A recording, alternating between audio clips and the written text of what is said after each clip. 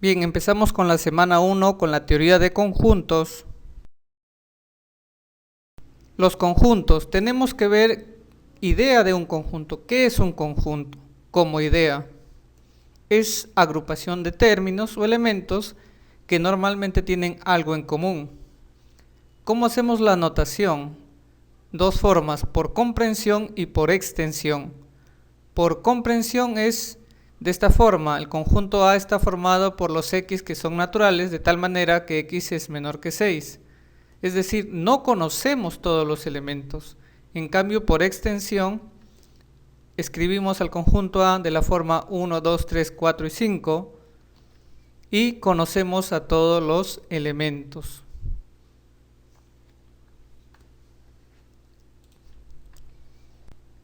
Conjuntos numéricos.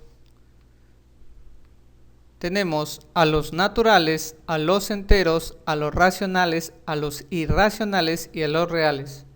Los naturales son los números que empiezan del 1, el 2, el 3, el 4, el 5, los que conocemos. Los enteros son todos los negativos, el 0 y todos los naturales, menos 2, menos 1, 0, 1, 2, etc. Los racionales representan a todos los números que son fracciones, que también pueden estar incluidos los números enteros. Por ejemplo, un medio, dos tercios, menos un cuarto, etc. Los irracionales son aquellos que no pueden expresarse como fracciones o como decimales. Y por ejemplo tenemos raíz de 2, tenemos pi, seno de 10, el número de Euler, etc. Y los números reales representan a todos estos en conjunto, uno solo. Los naturales, los enteros, los racionales, los irracionales, etc. Todo lo que sea un número representa a un número real. Ahora vamos a ver relación de pertenencia e inclusión. Pertenencia. Se da elemento conjunto. El símbolo a usar es el de aquí, parece una E.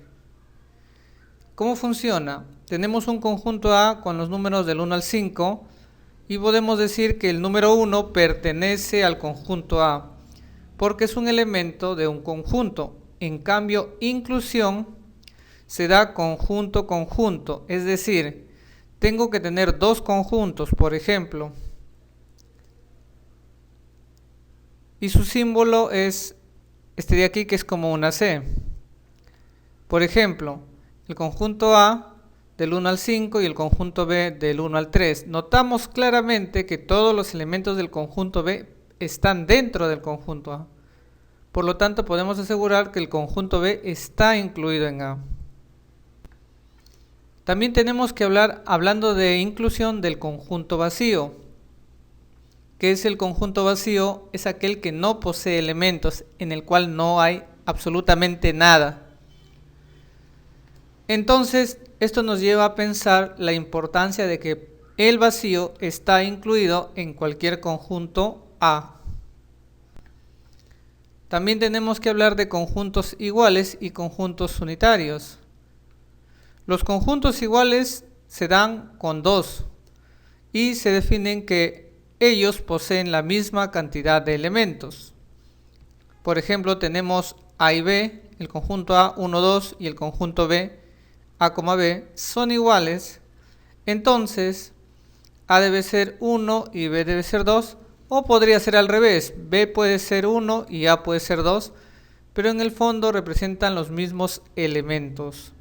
En cambio, en los conjuntos unitarios poseen un solo elemento.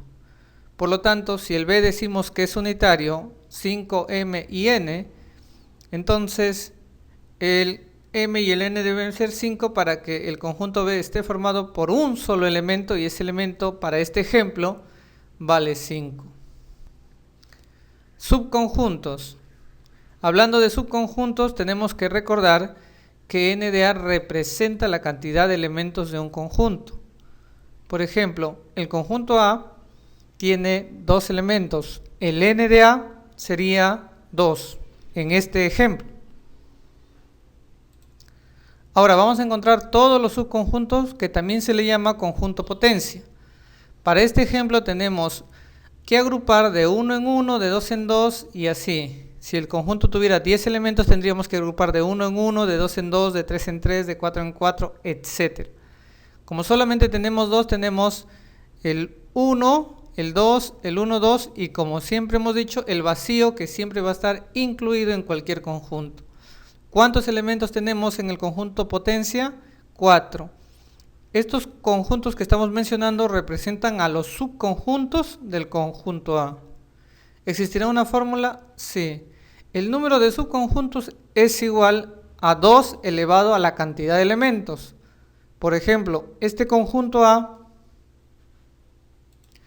posee 2 elementos, entonces al elevarlo 2 al cuadrado sería 4 y vemos que tenemos 4 elementos presentes, el 1, el 2, el 1, 2 y el vacío. También sabemos que en teoría de conjuntos existe el número de subconjuntos propios, que es lo mismo que el anterior, pero simplemente le vamos a quitar un elemento, es decir, en el caso del conjunto A, como tenemos 4, en total simplemente habrían 3 subconjuntos propios. También podemos hablar de subconjuntos binarios. La cantidad de subconjuntos binarios representa de cuántas maneras yo puedo agrupar tantos elementos de grupos de 2 en 2. Entonces para eso nosotros tenemos que usar la fórmula de la combinatoria. Conjuntos ternarios.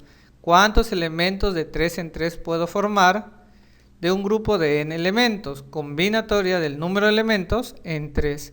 ¿Qué es la combinatoria? Te preguntarás. La combinatoria es una expresión matemática que define un número. Y se define de esta manera. M por M menos 1 por M menos 2 por hasta M menos N más 1, todo entre 1 más 2 más. La combinatoria se define M por M menos 1 por M menos 2 hasta M menos N más 1 y dividido entre 1 por 2 por 3 hasta N. ¿Cómo la podemos encontrar? Veamos un ejemplo. Combinatoria de 7 en 3. En la parte superior tenemos que poner tantos factores como el número 3 nos indica, es decir, la parte inferior, que es el 3, nos indica cuántos factores vamos a poner arriba y abajo. Arriba van a ir 3 y abajo van a ir 3. Arriba van a ir disminuyendo 7 por 6 por 5 y abajo van aumentando 1 por 2 por 3. Al hacer los cálculos obtenemos que la respuesta es 35. Y con esto terminaríamos la primera parte de la teoría de conjuntos.